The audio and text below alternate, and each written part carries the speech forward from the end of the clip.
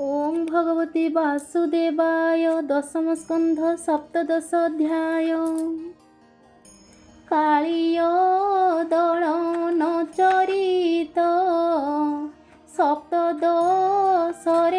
वर्णित श्री शुकवाच शुण राजन कृष्ण कथा जेणे खंडिब भव व्यथा रजनी होइला प्रभात बने चलिले गोपीनाथ गोप गोबत्सा संगे घेनी सुस्वरे कले वेणु ध्वनि गोपाले बनु पुष्पतोली कालिंदी हृदय जाई मिली तीरे कदम्ब तरुवन देखी बालके तो समन वृक्षे उठिले धातिकारे गाई चरांती नदी तीरे गोविंद वृक्ष तले रही बलंती हृद कुअनाई निर्मल शीतल गभीर विषे दूषित पुण्य नीर एजले कालिय नथिब जल पियन्तु सर्वजीव एमंत मने विचारिले कदम्ब वृक्षरे उठिले अति शिखर डाले जाई हलांती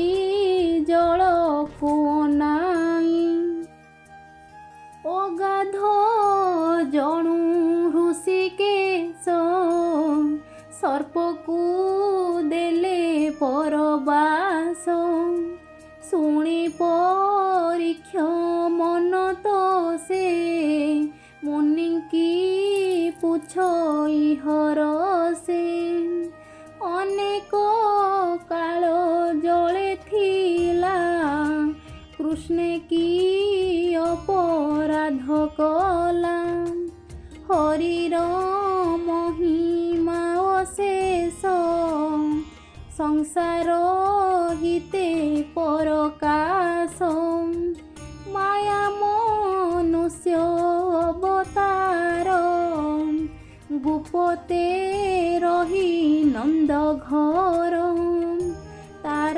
चरित जेबा शुणी अमृत रसमय बाणी साधव जनकर मते के छाड़ी पारिबो चिते बोलंती व्यासंक कुमार शुण परीक्ष नृपवर भारानी बारे नरहरी मनुष्य देहे अवतरी दुष्ट निबारी सन्थ पाळी दया सागर वनमाळी कालिय विषे जलनाश जंतु ये न करन्ति ग्रास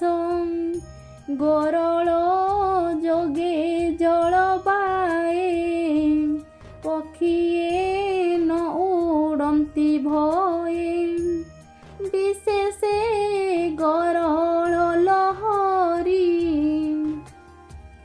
जल पियन्ते जंतु मरी दासवत्सल ऋषिकेश गाढ़े पिंधिले पीतबास आनंदे बाहा स्फोट मारी कदम्ब डाल করে ধরি জলে পড়িলে কৃষ্ণ ডেই দেবে দেখন্তি স্বর্গে রহি জল যে উছলিলা বেগে সতেক ধনু চারিদিগে হরির বল অপ্রমিত স্বভাবে মহিমা অনন্ত খেলন্তি বেনি ভুজ তাড়ি শবদ মেঘ ঘড়ঘড়ি কালিও শুনিলা পাতালে কিস শবদ মর জলে দেখিব বলি বিজে কলা সহস্র ফণা উভারিলা নয়নে দেখিলা মাধব পপে কম্পই চক্ষু শ্রব নালিজি মুত দেহ কান্তি মণি কঙ্কଳ ঝটকন্তি শ্রীবৎস চিহ্ন পিত ভাস রঙ্গ ও ধরে মন্দ হাস নিশ্চিন্তে খেলন্তি মুরারি সর্প ধাইলা কোপ করি কমল চরণে দংশিলা দেহনি বিড়ে বন্দি কলাম গোপাଳେ ବୃକ୍ଷ ଡାଳେ ଥିଲେ ଜଳେ କୃଷ୍ଣଙ୍କୁ ଅନାଇଲେ କାଳିଅ କରିଛି ବନ୍ଧନ ଗରଳ ବହଇ ବଦନ ନାଗରେ ବନ୍ଧନ ଶରୀର ଦେଖି କମ୍ପନ୍ତି ଥରହର ମନ ନୟନ କୃଷ୍ଣ ଦେହେ ଢଳି ପଡ଼ିଲେ ଶୋକ ମୋହେ କାନ୍ଦନ୍ତି କୃଷ୍ଣଙ୍କୁ ଅନାଇ ବିକଳ କେ ପାରିବ କହି ହୃଦେ ତାରନ୍ତି ବେନି ପାଣି ମୂର୍ଚ୍ଛିତେ ପଡ଼ିଲେ ଧରଣୀ ଗରୁଏ କୃଷ୍ଣଙ୍କୁ ଅନାଇ କାନ୍ଦନ୍ତି ଚଉଦିଗ ଚାହିଁ କୃଷ୍ଣର ଦେହେ ଚକ୍ଷୁ ଦେଇ ଚିତ୍ର ପ୍ରତିମା ପ୍ରାୟ ରହି ବତ୍ସାଏ କାନ୍ଦିଣ ବିକଳ ଆବରି କାଳିନ୍ଦୀର ଜଳ ଗୋକୁଳେ ଦିଶିଲା ଅରିଷ୍ଟି ରୁଧିର ସଙ୍ଗେ ଜଳ ବୃଷ୍ଟି ଭୂମିକମ୍ପଇ ଥରହର ଦିବସେ ଘୋର ଅନ୍ଧକାର ଗଗନେ ଶୁଭେ ଘୋର ନାଦ ତ୍ରିବିଧ ରିଷ୍ଟ ପରମାଦ ଦେଖି ଗୋପାଳେ ଖରତର ମିଳିଲେ ନନ୍ଦର ମନ୍ଦିର ବୋଲନ୍ତି କାହିଁ ତ କୁମର ରିଷ୍ଟ ପଡ଼ିଲା ଗୋପପୁର ନନ୍ଦ ଶୁଣିନ ଥରହର ରାମର କରେ ଦେଇ କର ନନ୍ଦ ବୋଇଲା ପୁଅ କାହିଁ ବନେ ଯେ ଘେନି ଗଲା ଗାଈ ଅନନ୍ତ ଅଛି ମୋର ଘରେ ରିଷ୍ଟ ପଡ଼ିଲା ଗୋପପୁରେ କି ବୁଦ୍ଧି କରିବଇ ମୁହିଁ କି ରୂପେ ପୁତ୍ର ମୁଖ ଚାହିଁ ଯଶୋଦା ଶୁଣି ମୁହ୍ୟମାନ ଧରିଣୀ ପଡ଼ି ହତ ଜ୍ଞାନ ଶୁଣି କାନ୍ଦନ୍ତି ଗୋପ ନାରୀ ଚହଳ ଚଉଦିଗେ ପୁରୀ ସକଳେ ରାମ ଘେନି ସଙ୍ଗେ ବାହାର ବୃନ୍ଦାବନ ଭାଗେ ରୋହିଣୀ ସୁତ ମନେ ଗୁଣି କୃଷ୍ଣ ପ୍ରଭାବ ପରିମାଣି ଅଳପ ଅଳପ ହସିଲେ ବଚନେ କିଛି ନ କହିଲେ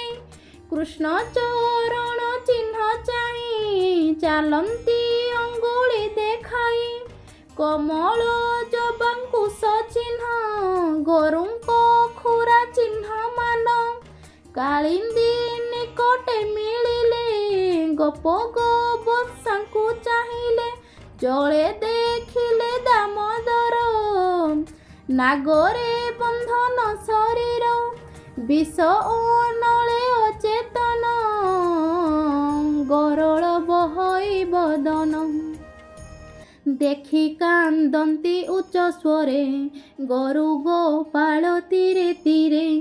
ଗୋପାଳେ ହୋଇଲେ ମୂର୍ଚ୍ଛିତ, ଗୋପୀ ହୋଇଲେ ଭୂମିଗତ। ଗୋପୀଙ୍କ ଚକ୍ଷୁ କୃଷ୍ଣ ଦେହେ, କାନ୍ଦନ୍ତି ଅତି ମାୟାମୟ।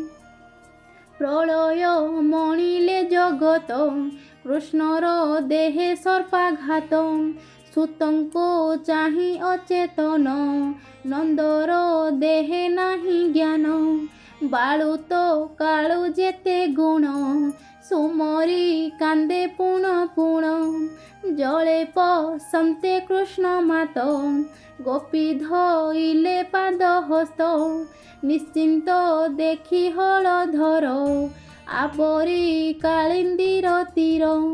ରାମ ବୋଲନ୍ତି ରହ ରହ, ଦେଖିବା ଗୋବିନ୍ଦର ଦେହ। ଗୋକୁଳ ମନ ଜାଣି ହରି, କାଳିଅ ଅଛି ବନ୍ଦୀ କରି।